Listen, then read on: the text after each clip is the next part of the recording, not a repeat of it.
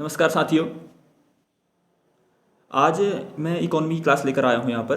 तो आज की क्लास में जो हमारा मुद्दा है उसके बारे में अगर मैं आपको बताऊँ तो सबसे पहले हम कृषि व खाद्य प्रबंधन के बारे में पढ़ेंगे। कृषि व खाद्य प्रबंधन, देन उसके बाद जो उद्योग और विनिर्माण क्षेत्र है ना, उसके बारे में हम जानेंगे। मैं सबसे पहले आपको बताता हूँ कि आज हम क्या क्या करेंगे कवर।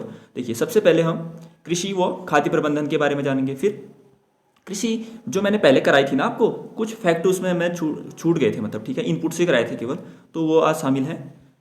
फिर जो भी कृषि संबंधी चीज़ें, फिर खाद्य प्रबंधन में एक महत्वपूर्ण चीज़ छूट गई थी। जो डब्ल्यूटीओ है ना, उसने कृषि में छूट देने संबंधित कुछ प्रावधान बना रखे हैं, जिसे हम सब्सिडी कहते हैं ना, कि कोई देश अपने जो भी किसान हैं उनको कितनी कृषि सब्सिडी देगा, मतलब कृषि में छूट कितनी प्रदान करेगा, उससे संबंधित महत्वपूर्ण ये तीन मतलब पेटियां जो उन्होंने डिफाइन कर रखी है, उसके बारे में यहाँ पर बताऊंगा मैं।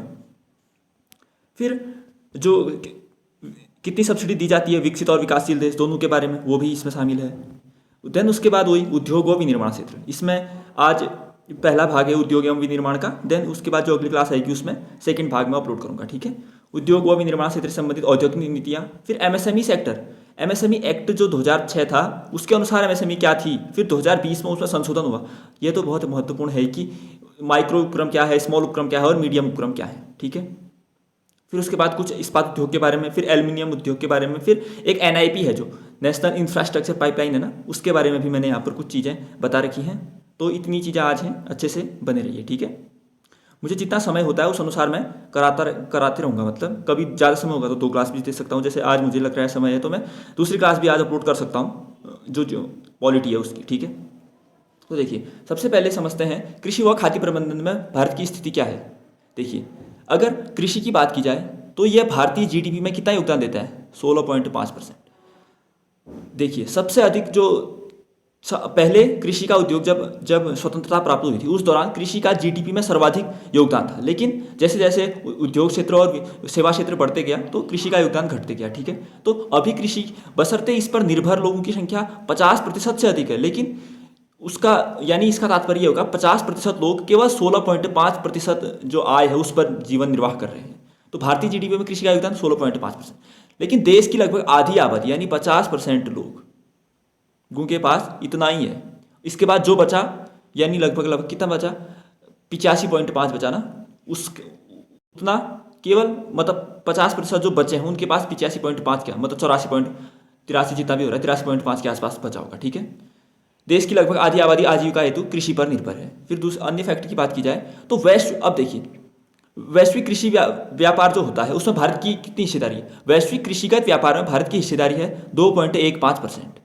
जितना भी कृषिगत व्यापार होता है ना, देखिए अभी कम है ये बहुत, मतलब लेकिन फिर भी अभी कृषि और ओवरऑल तो हमारा 0.6 में है, पॉइंट कुछ में है, मतलब तो कृषि में तो अच्छा स्कोर ही कर रहे हैं हम फिर भी। तो वैश्विक कृषि व्यापार में भारत की स्थिति कितनी है, 2.15% भारत योगदान देता है। ये फैक्ट एग्जाम में डायरेक्टली पूछे जाएंगे। और एक अन्य तथ्य कि लगभग भारत की जो जितनी भी कृषि है, कृषि क्षेत्र है, उसमें से 66% क्षेत्र ऐसा है जिसके लिए सिंचाई हेतु केवल मानसून पर ही निर्भर है। जो आजकल वर्षा होती है ना, इसी से वो अपनी सिंचाई हेतु इसी मानसून पर निर्भर है, बाकी कोई वह साधन ही नहीं है सिंचाई के, ठीक है। लगभग 66% क्षेत्र, यानी इसलिए हम भारतीय कृषि को मानसून का जुआ कहते हैं, आपने सुना होगा, मानसून का जुआ कहते हैं, ठीक है। चलो, अब एक अन्य तथ्य, आज तथ्य ही ज़्यादा शामिल है, हाँ, तो आपको केवल समझना तो है ही, बाकी याद करने वाली चीज़ें भी तो शामिल होनी चाहिए ना, ठीक है। तो देश में लगभग 86.2% किसान छोटे व सीमांत किसान हैं। कितने, 86.2% किसान छोटे व सीमांत। अब छोटे व सीमांत किसानों की परिभाषा क्या है, वे किसान जिनके पास 2 हेक्टेयर से कम की भूमि है वे छोटे व सीमांत किसान कहलाते हैं, ठीक है।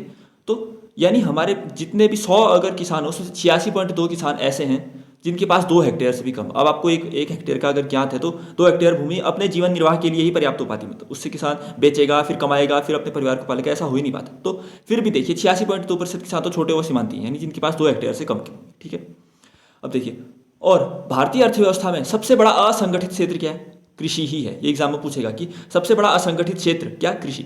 असंगठित क्षेत्र का तात्पर्य जहां जो कर्मचारी हैं उनका कोई रिकॉर्ड या कुछ उन्हें दी जाने वाली सुविधाएं ऐसा कोई डिफाइन नहीं है, मतलब कौन क्या काम कर रहा है, कौन कितना कर रहा है, अब वो किसी को पता नहीं है, ठीक है, क्योंकि कितने भी लोग जुड़ जाएंगे उसमें, ठीक है। तो भारतीय अर्थव्यवस्था का सबसे बड़ा असंगठित क्षेत्र क्या है, कृषि है। अब कृषि जोतों की बात की जाए कि किसके पास कितनी कृषि जोतें हैं और कितने भागों में वो विभाजित हैं, उस आधार पर राज्यों के आधार पर सर्वाधिक कृषि जोतें किसके पास हैं, उत्तर प्रदेश।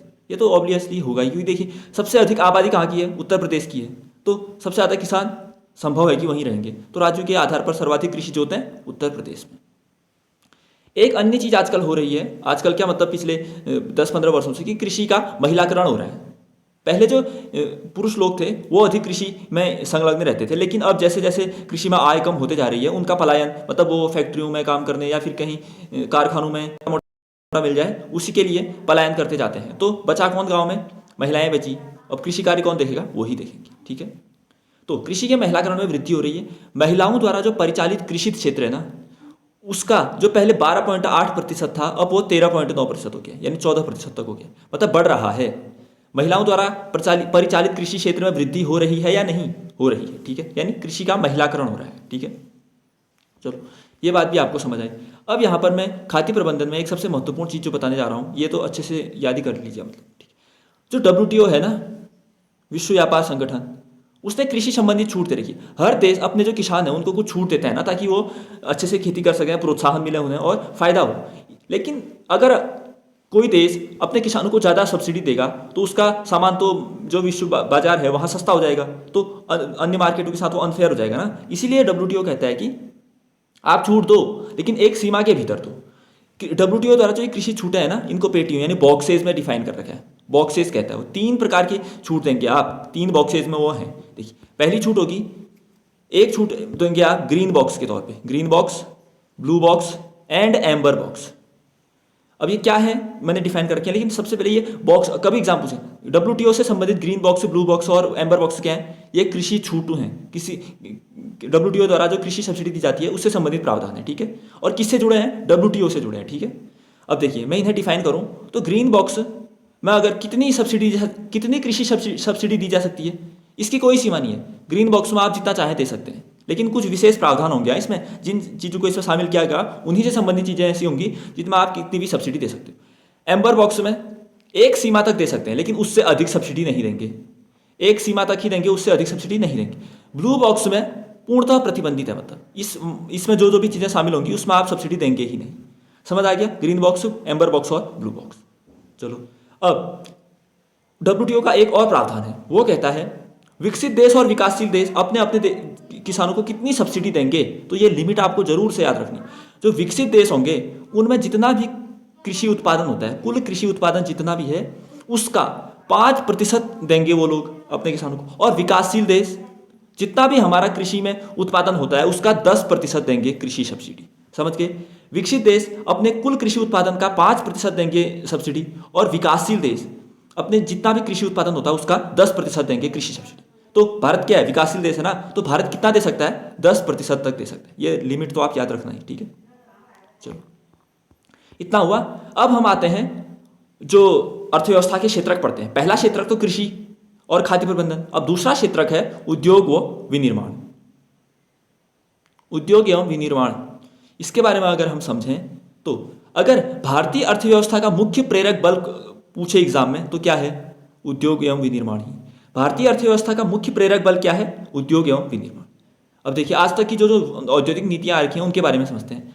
प्रथम औद्योगिक नीति कब आई, डेट भी याद रखिए। अब ये सिंगल वन लाइनर एग्जामों में ये डेट भी पूछ देता है सीधे, 8 अप्रैल 1948 को प्रथम औद्योगिक नीति, 8 अप्रैल 1948 को। इसमें भारत क्या है, एक मिश्रित अर्थव्यवस्था के बारे में बताया था। मैंने बताया था मिश्रित अर्थव्यवस्था जो पूंजीवादी अर्थव्यवस्था और समाजवादी अर्थव्यवस्था का मिश्रित रूप होता है, यानी जहां सरकार का भी नियंत्रण होगा और जो प्राइवेट क्षेत्र है वो भी स्वतंत्रता के साथ काम कर सकेगा।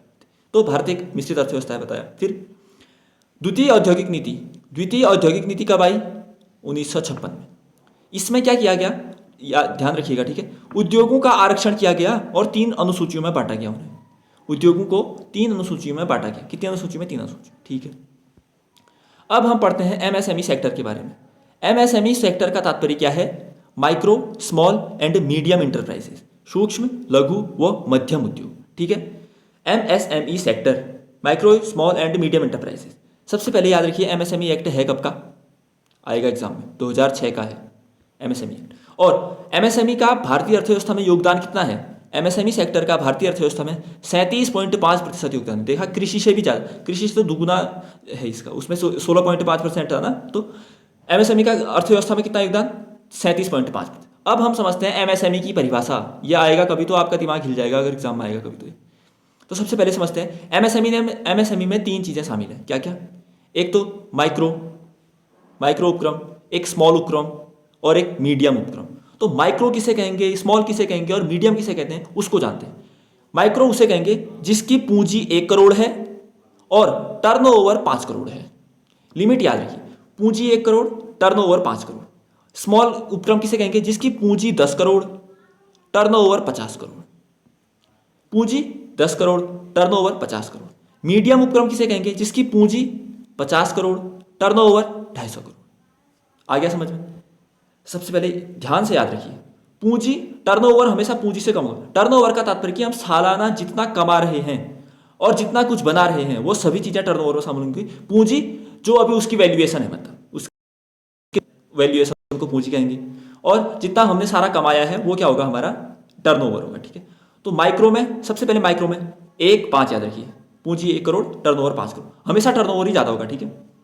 दूसरा, स्मॉल में 10 और 50, पूंजी 10 करोड़, टर्नओवर 50 करोड़। फिर मीडियम में 50 और 250, पूंजी 50 करोड़, टर्नओवर 250 करोड़। आ जाएगा, याद कर लोगे ना? ठीक। अब कुछ उद्योगों के बारे में समझते हैं। 2-3 उद्योग आज मैंने शामिल किए। इस्पात उद्योग में भारत की स्थिति, बस 2-3 ही फैक्ट याद रखिए जो एग्जाम में बन सकते हैं। भारत उत्पादन में कितना है विश्व में स्थान भारत का? दूसरा।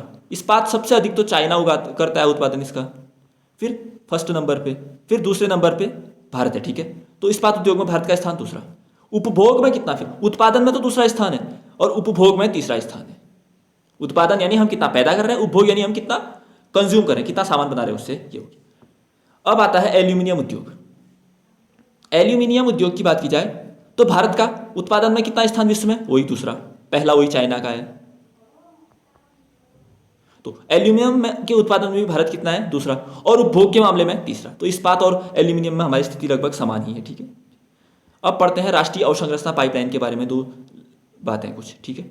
एनआईपी, राष्ट्रीय अवसंरचना पाइपलाइन, नेशनल इंफ्रास्ट्रक्चर पाइपलाइन। इसमें क्या था? इसमें कहा गया कि हम वर्ष 2024-25 तक, यानी अगले वर्ष तक के अंत तक, देश की जीडीपी को 5 ट्रिलियन करने का लक्ष्य रखा गया है।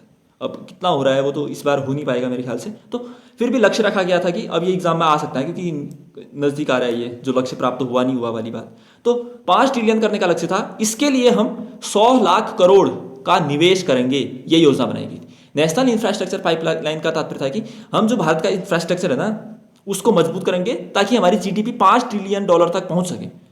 5 ट्रिलियन डॉलर, हाँ डॉलर लिख लेना यहाँ पर। और उसके लिए इन्वेस्ट कितना करेंगे? 100 लाख करोड़। आ गया समझ में? तो ठीक है, आज इतनी चीजें शामिल थी। अभी अगर टाइम होगा तो मैं एक अन्य कक्षा पॉलिटी की भी आज अवश्य लाऊंगा। ठीक है, आप अपना साथ और सहयोग बनाए रखें। तब तक के लिए नमस्कार, धन्यवाद। अब मिलते हैं अगली क्लास में।